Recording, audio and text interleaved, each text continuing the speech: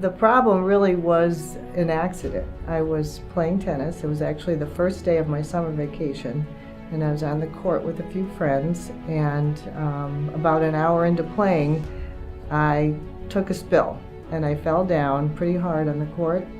And when I looked down, I knew something wasn't quite right with my wrist, and because it was kind of like zigzaggy.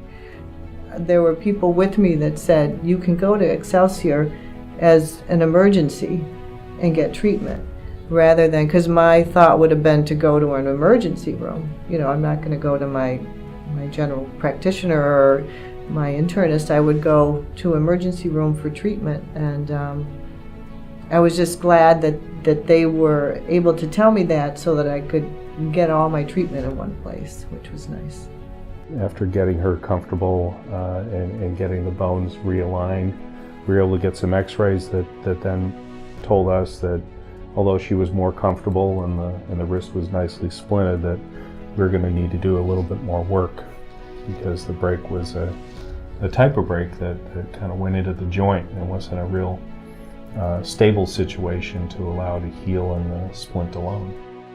We needed to stabilize the fracture fragments in a position that the body would heal correctly to get her back into the proper anatomy so that her wrist would function well, not just for tennis, but for, you know, for life's issues, as we call them, activities of daily living. But she had a plate and screws placed on the bone to hold that position through a small incision in that we made at the end of her forearm, and that was able to hold things in position until her body could heal the fracture and bring the fragments permanently back together, and allow us to get her wrist moving again, start her on a course of therapy to get the full recovery that she needed for daily life, not just for tennis.